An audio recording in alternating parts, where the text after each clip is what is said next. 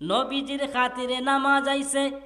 হযরত আলী চিন্তা করে, যার উসিলায় নামাজ পাইলাম, এখন সে আমার কদম মোবারকের মধ্যে মাথা মোবারক রাইখা ঘুমাইতেছে। এখন যদি আমার নবীরে ডাক দে, আমার নবী তো কষ্ট পেয়ে যাবে। হযরতে আলী আর নবীর ঘুম মোবারক ভাঙলো না। আমার নবী যখন ঘুম মোবারক ভাঙলো, তখন আসরের ওয়াক্ত শেষ হয়ে গেল, সূর্যটাও ডুবে গেল। হযরতে আলী রাদিয়াল্লাহু তাআলা উনি চেহারা মোবারকটারে কালো কইরা উনি বসে রয়েছে। আমার নবী ডাক দিয়া কই, আলী, ও আলী, তোমার চেহারাটা কেন মলিন মলিন দেখা যায় রে আলী?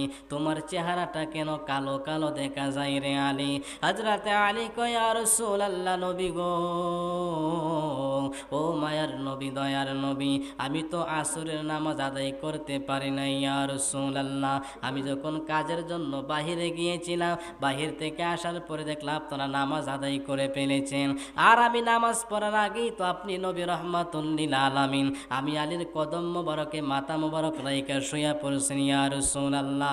আমি তো আসরের নামাজ আদায় করার সময়টাও পাই নাই। আমার মায়ার নবী কয়, আলী,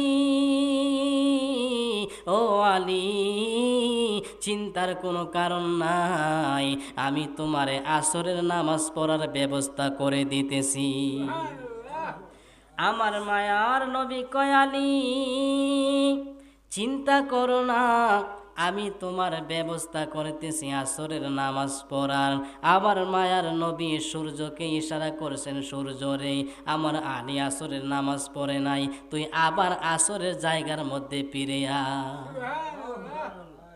ডুবন্ত সূর্য আবার উদয় হইয়া যেই জায়গার মধ্যে আসরের রক্ত হয়, ওই জায়গার মধ্যে সূর্য আইসা দাঁড়ায়া গেছে। সূর্য কিন্তু ডুবিয়া গেলে পূর্ব দিক দিয়ে উঠে, সন্ধ্যার সময় ডুবলে পরের দিন পূর্ব দিক দিয়ে উঠে।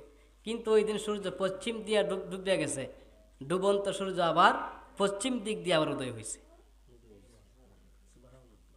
তো সূর্য উদয় হওয়ার পরে হযরত আলী আসরের নামাজ আদায় করছে। আসরের নামাজ আদায় করার পরে আবার সূর্য ডুবে গেছে।